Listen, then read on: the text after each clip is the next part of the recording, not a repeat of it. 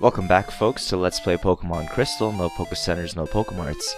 In the last episode, we got a fair bit of work done leveling up Eevee to level 30, and on top of that, just in case you guys missed it, we evolved Eevee into Espeon.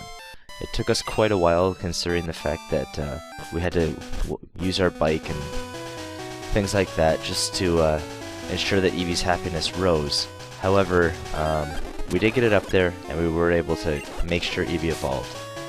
Now for this part though, I want to start getting Nidoking up in levels because he's a very important member of our party, and so I want to make sure that he's able to take on things that are going to be upcoming to us. Unfortunately, these first few Pokemon that I've just encountered are way too strong for us to be fighting, at least for now, and so I want to make sure that we can face things that Nidoking can one-shot, like these Magnemites for instance. So I'm going to throw a double kick on this one, see what kind of experience it's going to gain us, because I don't want to waste all of Nidoking's double kicks, but at the same time, he does need to start growing some levels. So that one gives us 200 experience, and that's pretty good, so I'm content in throwing a couple more double kicks on some Magnemites, gaining that additional experience and moving on. I could probably... Actually, Tauros is probably going to give us quite a bit of experience as well, and I'm going to outspeed that too, so... 2 double kicks is nice, and that's 391 experience. I am going to be hunting those. Forget everything else, we're killing Tauros. Because that was huge. So I'll certainly take that experience over anything else here. I feel perfectly content in wasting double kicks. I've got some ethers that I can throw on Nidoking, and I'll be perfectly fine with that. No way I'm facing Magnemites if I can gain almost 400 experience for 1 PP. So... like I said, I'm perfectly content with throwing an Ether on Nidoking if it means gaining that extra bit of experience for his double kicks. So, we'll continue on here. Hopefully find a fair number of Tauros. I imagine I could probably one-shot Miltank at this point as well, but nevertheless, I like the number that Tauros was giving us, so we're going to stick with that and try and find a couple more of those, because that was just fantastic. I don't know exactly what Miltank would get of us, but I don't want to risk it using Milk Drink or not KOing and having to waste additional PP, taking damage, all that garbage. So, hopefully we can find Tauros. We found like 4 or 5 right away, and now they seem to have disappeared, so that's not too good for us, and hopefully we can get back on track to finding a decent number of them consistently. There's another one, and I'm at least going to use 2 more double kicks to finish off this Tauros here.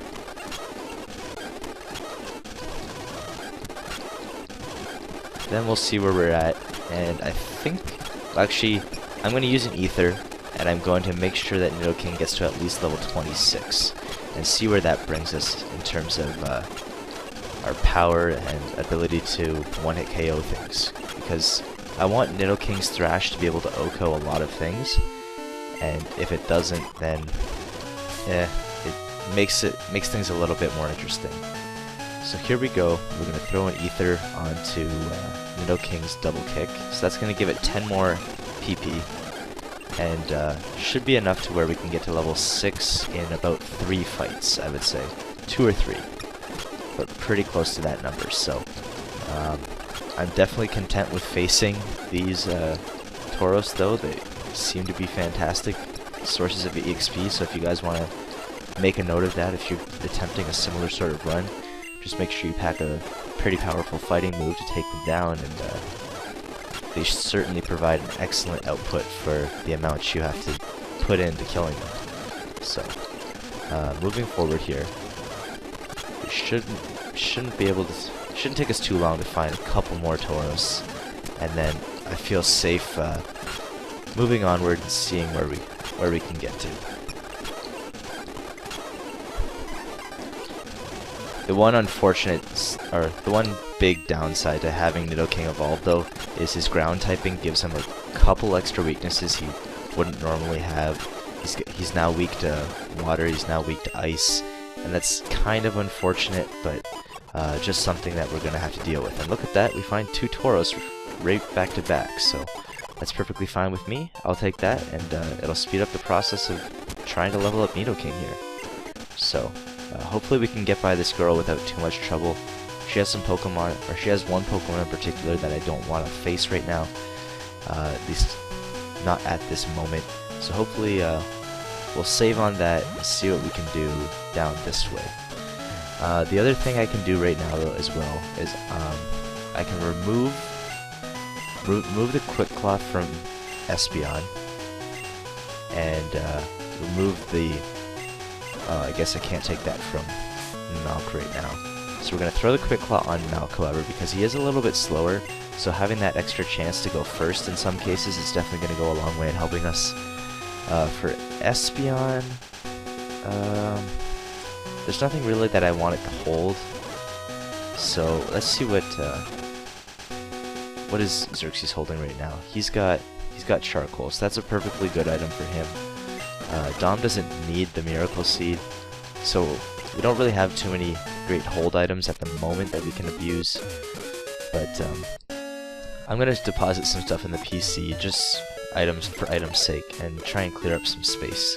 So let's just see what else we have in here if I need anything. No. So I'm going to deposit, I'll deposit the Mystery Berry, and I'll deposit the PP up for now. Ethers I'm just going to hold on to in case we need them at some point. I'll probably use the PP up as well at some point, but I just don't know exactly what for. I guess I'll hold on to the Poison Barb just for once Nidoking is done using his Quick Claw. And I think we're safe to move forward here. The thing about Dom here is, now that he's out of low kicks, I feel content to teach him Rock Smash, even though Rock Smash is quite a bit of a drop in power.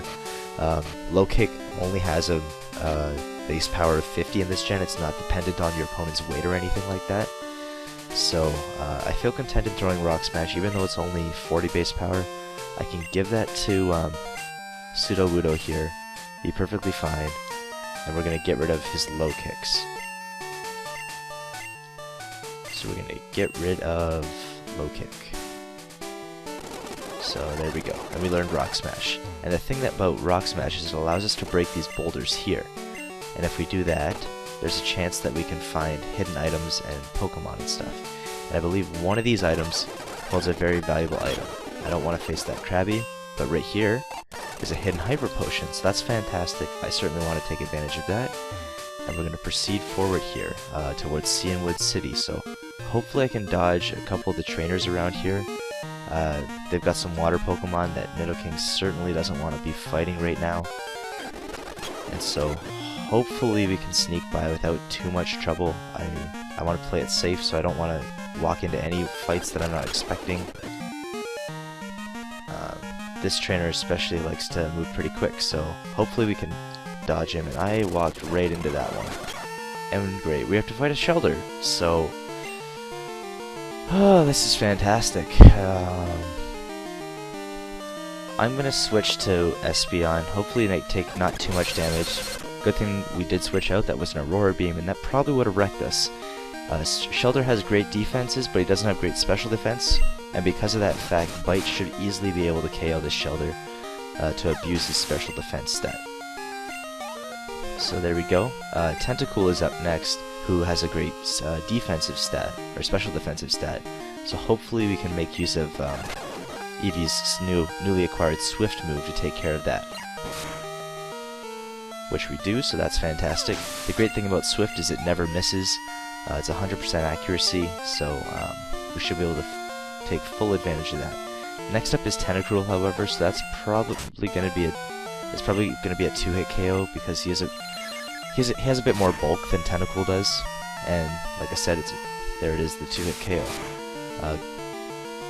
Lucky for us, Poison Sting doesn't poison us, and Eevee doesn't lose Espeon doesn't lose too much HP in the process. We do gain a fair chunk of experience though, so I'm perfectly fine with that, and we're ready to move on here. So, here we go. Have to just maneuver around these areas here. Luckily, I'm able to avoid those encounters with Tentacruel without too much trouble. And great thing for us, we can dodge that trainer there. And I think that's probably the last trainer we need to avoid on our way towards Cianwood City. So if we walk, just surf down here. I was about to say walk, but clearly we're surfing. We can make our way towards Cianwood City and gain the next member, not necessarily of our party, but a very valuable member. And nevertheless, so here we go. This guy here has a Shuckle that contains a very special ability. He gives it to us for free because it's his last Pokemon. All his other Pokemon got stolen, and he's afraid that this one's going to get stolen too. So he wants to give it to a trainer that's going to care for it.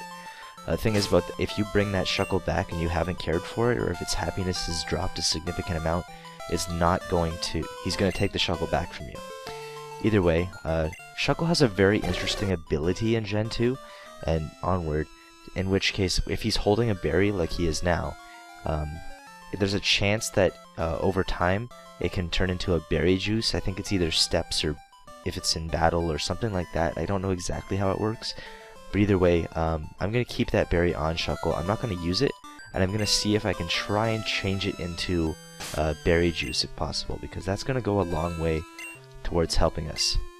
Either way, if we switch, I want to switch out to Espeon here for one upcoming fight here. Cianwood Photo Studio, we don't need to go in there, but there is one item that is of significant use to us. I think it's in this rock. We're going to check. Use Rock Smash, and no, it's not in that rock. Maybe it's in this one. All I know is there's a pretty valuable item in one of these rocks here. Of course, we encounter Wild Krabby, but that's fine. There it is. There's a Max Ether in this one. And I think there's an item in this one, if I'm not mistaken. I guess not, because that was a Krabby, obviously. Maybe this one here? Yeah, I'll take a Revive. That's certainly beneficial to us. And if you notice up there, there's Suicune waiting for us. Now, unfortunately, you don't fight Suicune here, which you'll notice. It will run away. So we'll have to wait for another time to face Suicune. However, Yusin has just quickly caught up with us and noticed Suicune ran away. And he wants to fight us to kind of test our strength, see how we're doing. So hopefully we can take him on, and with not too much trouble. I'm going to do my best to deal with this fight with relative ease. Bite is hopefully going to easily deal with Drowsy here, which it does. And Kote is getting pretty close to getting up to level 31, so certainly doing well with the leveling. Next up is his Haunter, however, and that should easily be taken care of with Bite. Like I said, evolving into Espeon gives us a ton of boosts and all sorts of stats. We gain speed, we gain special attack, we gain all this extra power that we didn't have before. So there you go, Espeon is almost level 30. And up next is his Electrode, and the reason I'm going to switch out here is because it has two very powerful moves that are going to hurt Espeon a lot, but they're not going to be as much trouble for Nidoking to deal with. Therefore, I'm going to switch out to Nidoking and hopefully get a 2-hit KO with Thrash at worst. So he's going to use Rollout, which is going to, as you can see, that was a critical hit, and because it's resisted, it's barely going to touch us, and I should be able to get a 2-hit KO with Thrash, which I do. So the second Rollout should barely bring us down to 20 HP, which it does. And the second Thrash should be able to KO very cleanly, so that's fantastic for us. We got away with without losing too much HP. The danger with that Electrode is that it does have Sonic Boom, so if we had 20 HP or less, it'd be a 1-hit KO on Nidoking, so that's certainly not something I'm willing to risk there, and that's why I wanted Nidoking to have that little bit of extra HP. I also threw Quick Claw on there just in case. So, I have no idea what this lady does, so let's see. Oh, this lady tells you where you found your Pokemon, how long it's been, what level you attained it at, things like that. And I wish you could just, like, keep rock smashing these for, like, the same item over and over. That'd be pretty hilarious. Let's see. No, you can't. But, I would so take advantage of that if that was the case. Nevertheless, this lady here, she's willing to give you Fly after you've beaten the gym leader here, but I'm not ready to take on the gym leader here quite yet. There's still some work to do.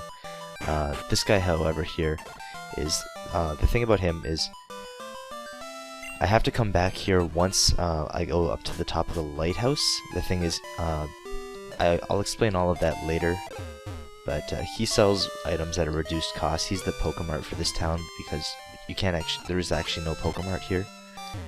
And I think that's it for this town, really. My main concern was mostly getting Shuckle, which we did. And let me just check him quickly, see if it turned into berry juice. And we're still holding a berry, so kind of unfortunate, but something I'm willing to deal with. Anyways, that's it for this town here. I'll have to surf back here eventually, because this town's not that great for grinding. As you no doubt saw, the only thing as far as trainer-wise is concerned is basically the gym, so certainly not something I want to deal with right now. We're going to try and avoid as many trainers on this route as I mentioned before, and that's someone we don't want to face right there, which I should be able to dodge like so. And here we go. So, now that Nidoking and Espeon are at a couple higher levels, though, I feel like we're in a decent position where we can start to take on the Lighthouse. In that case, let me just check Nidoking for a second here. He only needs 529 experience to level up. So,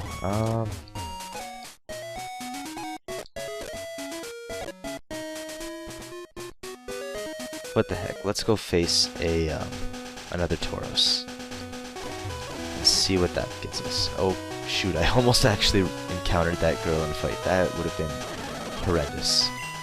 So let's go fight another Tauros right here. Come on, Tauros. There we go. Throw one more double kick on it, and Magnemite. There we go. There we go. Dodge that trainer relatively easily. And here we go. This trainer over here, she won't fight you unless it's nighttime, so I can't do anything about that right now. I could manipulate time or whatever, but for now we're just not going to deal with that. However, I do feel content in starting to face in the fact that we can start taking on this tower here. The Lighthouse definitely poses some threats with different Pokemon at all sorts of different levels and abilities and all sorts of junk, but I feel like we're in a position where we should be able to safely take on a lot of stuff in here, and for that reason we're going to start proceeding through this tower, so hopefully we can deal with whatever these guys want to throw at us without too much trouble. I don't think this Noctowl gives us too much of an issue. I think a Thrash or two will probably KO it. And look at that, we get a critical hit, so we don't even need to deal with it, whatever he wanted to do. So, that's perfectly fine. And apparently our mom wants to buy us a doll, so that's the thing about our mom saving us money or whatever, or saving up her money. She buys some good things, she buys some useless things. And unfortunately this guy has a Poliwag. Hopefully we can get a one-hit KO with Thrash. That would be nice if we did, and we do. So I'll take that. And we'll proceed onwards here. I think the next thing he has is a Poliwhirl, and that certainly poses a threat. I don't know if I want to stick around and try and Thrash. I feel more content in switching to Espeon. It's safer in the long run of things. The thing is, there's a lot of Water-type Pokemon in this Lighthouse because of its location, and it's better to be safe than sorry. Espeon does get a level, and like I said, both Nidoking and Espeon need to gain those levels, so we may as well. I believe this guy has 5 Pidgeys or Spearows or something, and I feel like Horn Attack can probably deal with those without too much of an issue. Unfortunately, we're going to take quick attacks in the process, so it's going to hurt Nidoking if we do, but I'd rather gain that experience, and even if we take quick attacks, it shouldn't give us too much of an issue, and as you can tell by my tone of voice, I wasn't too fond of that hit there. So, how did quick attack not kill? That sucks. either way, I'm going to finish off these Pidgeys, and unfortunately, Nidoking took a truckload of damage there. That was slightly unfortunate. I'm going to throw on a Super Potion, just to help Nidoking with his survivability. We do have a couple more healing items, so we're not too bad as far as healing items are concerned. We have some Miracle Berries. We have a bunch of berries that we can hopefully start turning into berry juice without too much of an issue. Like I said, there we go. There's a berry juice from Shuckles, so normally berries only heal you 10, but berry juice heals you 20, so it's an additional 10 PP if I give it to Shuckle and turn it into berry juice. So I'm certainly going to take advantage of that while we can, and we're going to proceed forward here. Just want to make sure that Milk is at the front of the party, which he is, and I feel free to proceed forward here. If I miss any hidden items here, I'm probably just going to come back for them later. I think this guy had 2 Pokemon, so I feel content in thrashing Growlithe once, and hopefully thrashing his next Pokemon, which is another Growlithe. So there we go. Nidoking gets to level 28, which is great. He's certainly in a position where I want him to be, and I believe there's some sort of item over here somewhere that I want to grab. So we're going to have to face this trainer here, and it looks like he's a Sailor, so I'm going to switch out to Espeon in case he has some water Pokemon, and lo and behold he does. So I believe Espeon's strongest move in this case is probably Bite, but I feel like Swift could probably take it out. If I take some damage with Espeon, like I said, I'm not too worried about it.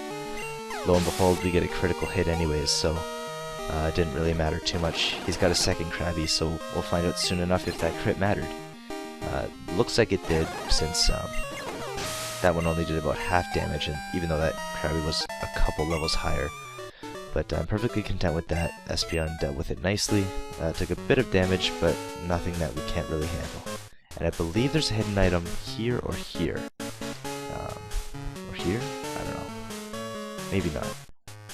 Let's go up this way and see. Well, here's one item. TM34, and I believe there's a hidden item next to it right there, which is a Hyper Potion.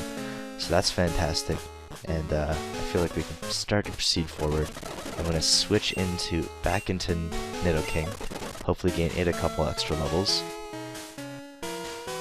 This trainer's going to battle us, of course, and unfortunately she's got a Marill, so that's fantastic, and I'm going to hope for a Thrash KO. Nidoking's got some decent attack power at this level, and I feel like it should be able to deal with this Marill without too much of an issue. One Thrash, and it goes down, so I'm very thankful to have the power of Thrash. It's very useful at this point in the game, and certainly helpful for getting us through this part. Unfortunately, when you fall through that floor there, you encounter this trainer here as well, and great, he's got a Poliwhirl. I don't know if Thrash is going to KO. If it doesn't, I'm going to take a very powerful Water Gun, and I certainly don't want to be doing that at this point in the game. It's probably best to play it safe. Let me do that. And unfortunately, we hit with a double slap, but it only hit twice, so it's not too bad. We only took 6 damage from it, and Espeon failed to KO, and we just got hit by another double slap. So that's fantastic. Taking damage all over the place that we probably shouldn't be. That's probably a lot less damage than Nidoking would have taken. So very thankful for that, because if I'd switched, who knows, Poliwhirl probably would have been using Water Gun instead, because you know that's how things work for me, right?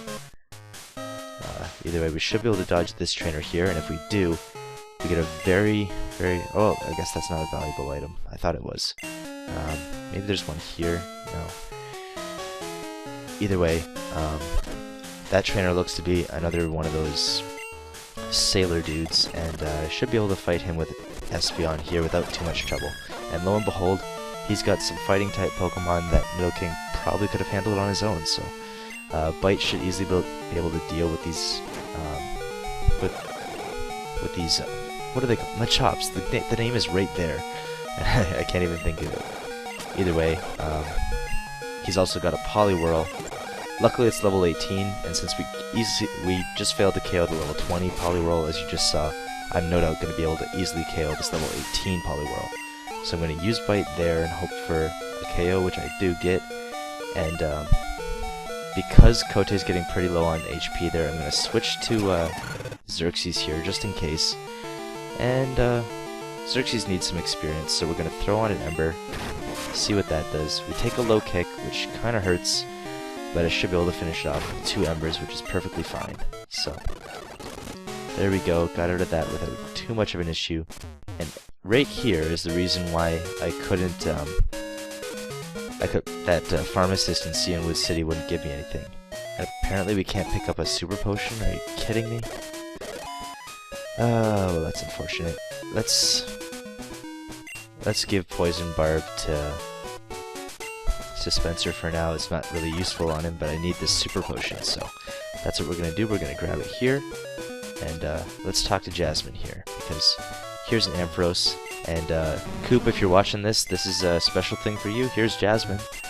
So apparently Ampharos is pretty sick here, and Jasmine needs us to go to Cianwood City to pick up some medicine, so the next time we're in Cianwood City, that's basically what we can do. I think that is about it for the items we can get here.